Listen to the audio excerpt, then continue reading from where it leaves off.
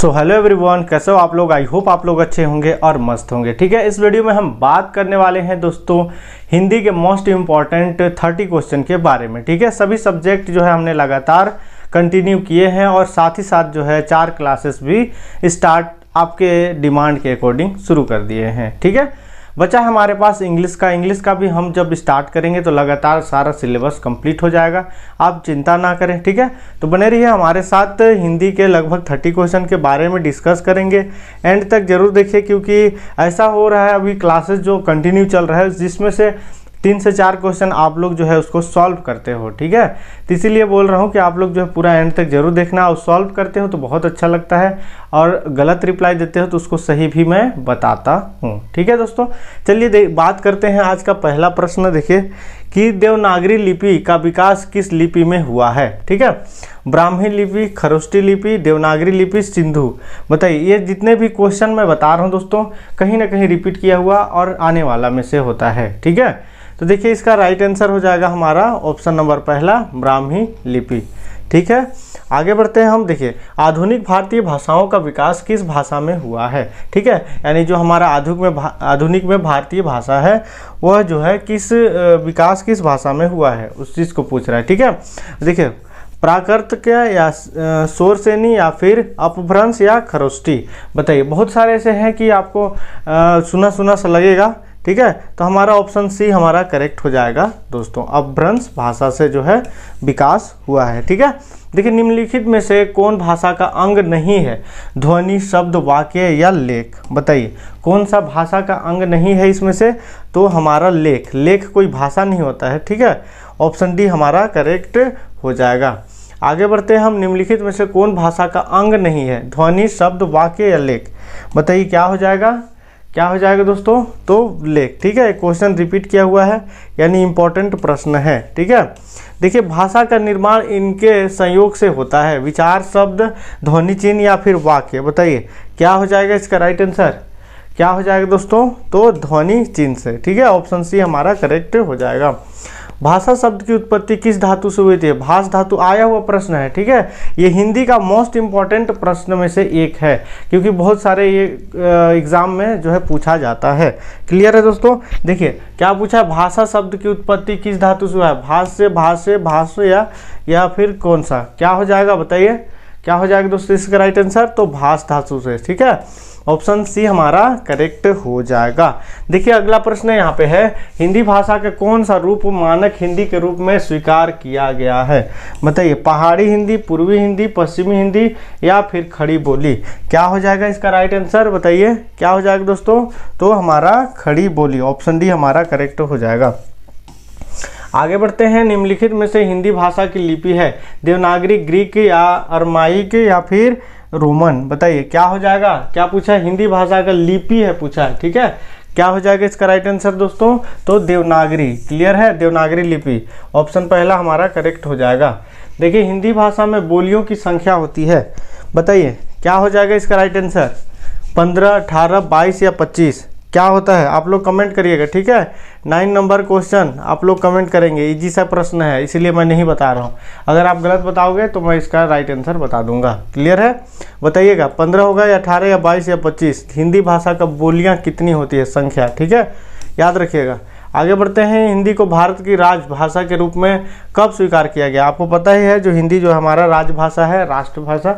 ठीक है, मातृभाषा हिंदी भी है हमारी। क्लियर है, देखिए क्या हो जाएगा इसका राइट आंसर, तो हमारा 14 सितंबर 1949 को जो है राजभाषा के रूप में स्वीकार किया गया, याद रखिएगा ना। आगे बढ़ते हैं हम।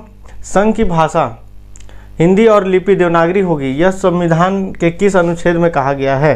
क्लियर है, 143, 343, 543 या 243। बताइए क्या हो जाएगा दोस्तों इसका राइट आंसर, तो 343, 343, ऑप्शन बी हमारा करेक्ट हो जाएगा। दही शब्द है, बताइए आया हुआ प्रश्न है ना, स्त्रीलिंग, पुल्लिंग या नपुंसकलिंग या इनमें से कोई नहीं। बताइए आया हुआ प्रश्न है दोस्तों, तो हमारा क्या है, ऑप्शन नंबर यहाँ पे बी हो जाएगा, पुल्लिंग। ठीक है, आगे बढ़ते हैं हम। देखिए आज संचार माध्यमों में हिंदी भाषा के किस रूप का प्रयोग होता है।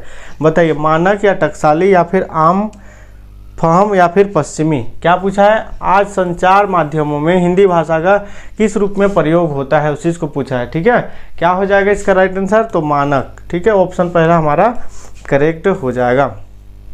देखिए यहाँ पे देखेंगे आप अंग, ठीक है, का उच्चारण होगा, क्लियर है, कंठोस्थ, तालव्य, मूर्धन्य, नासिक। क्या हो जाएगा दोस्तों, क्या हो जाएगा इसका राइट आंसर, तो हमारा ऑप्शन डी नासिक के। ठीक है, आगे बढ़ते हैं। समूहवाचक संज्ञा कौन सा है, गुलाब, अंगूर या पौधे। क्या हो जाएगा, समूहवाचक संज्ञा क्या हो जाएगा दोस्तों, तो अंगूर। ठीक है, अंगूर क्यों होगा भाई, क्योंकि ये अंगूर जो होता है ग्रुप में रहता है, एक थोड़ी अंगूर रहता है ना ग्रुप में। क्या बोल रहा है, समूह बोल रहा है, समूह में यानी जो ग्रुप में रहता है उसको एक साथ गुछा हुआ उसी चीज़ को बोल रहा है, तो क्या हो जाएगा, अंगूर होगा। ठीक है, एक एक पॉइंट को समझते हुए चलिएगा आप लोग।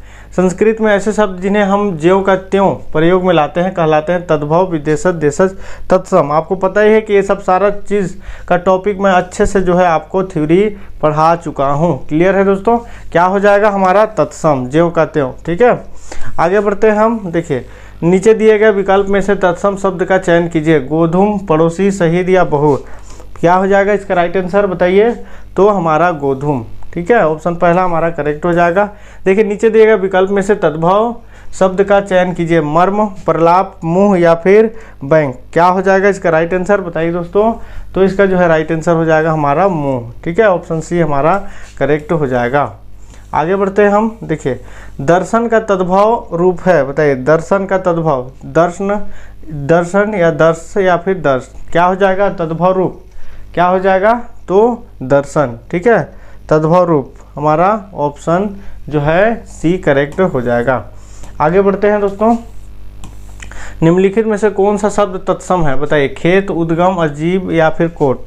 बताइए तत्सम कौन सा है शब्द इसमें से, बताइए, सिलेक्ट कीजिए आप लोग, क्या है, कौन हो जाएगा इसका राइट आंसर, तो उद्गम। ठीक है, ऑप्शन बी हमारा करेक्ट हो जाएगा। निम्नलिखित में से कौन सा शब्द तद्भव है, बिच्छू, वर्ग या फिर भ्रमर या फिर सड़े पद। क्या हो जाएगा इसका राइट आंसर, तो हमारा बिच्छू। ठीक है, ऑप्शन पहला हमारा करेक्ट हो जाएगा। आगे बढ़ते हैं दोस्तों। निम्नलिखित तत्सम तद्भव में से कौन सा विकल्प अशुद्ध है, श्रृंगार, श्रृंगार, नृत्य, नाच या दही, दही या चक्षु, आंख। बताइए क्या हो जाएगा, क्या पूछा है, तत्सम तद्भव में से कौन सा विकल्प अशुद्ध है। ठीक है, अशुद्ध बोला है, शुद्ध नहीं, अशुद्ध बोला है। ठीक है, क्या हो जाएगा इसका राइट आंसर, तो चक्षु, आंख। ठीक है, ऑप्शन डी हमारा करेक्ट हो जाएगा। देखिए पहचान का तत्सम शब्द होगा, बताइए, प्रज्ञान या फिर प्रत्यभियान या फिर अवधान या अभियान, अभिधान। बताइए दोस्तों क्या हो जाएगा इसका राइट आंसर, तो हमारा जो है प्रत्यभियान। ठीक है, याद रखिएगा, ऑप्शन बी हमारा करेक्ट हो जाएगा। आगे बढ़ते हैं हम। निम्न में से कौन सा शब्द तत्सम नहीं है, घृत्य, आंसू, दुग्ध या अतीन। बताइए कौन सा नहीं है पूछा है ना, कौन सा नहीं हो जाएगा, तो हमारा आंसू। आया हुआ प्रश्न है दोस्तों, आप लोग सारी चीज़ों को समझते हुए चलिएगा।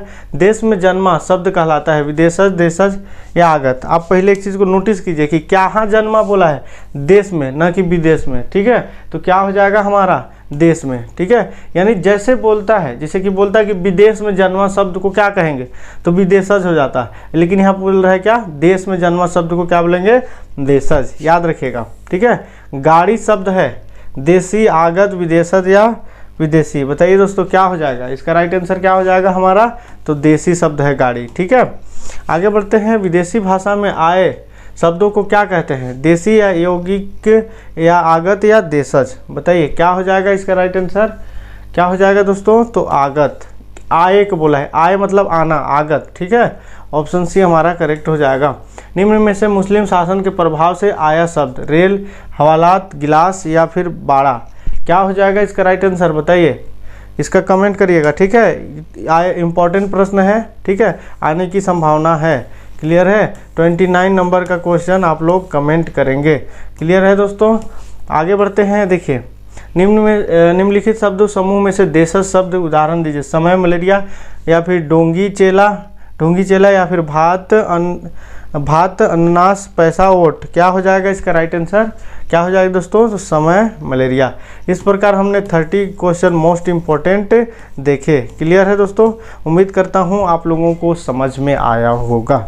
अगर चैनल पे नए हैं दोस्तों तो बार बार बोल रहा हूँ, ज़्यादा से ज़्यादा जो है इस चैनल को सपोर्ट करिए, क्योंकि आगे बहुत सारा आपके लिए बेनिफिट होने वाला है। ठीक है, मिलते हैं नेक्स्ट नॉलेजेबल वीडियो के साथ। अभी के लिए जय हिंद।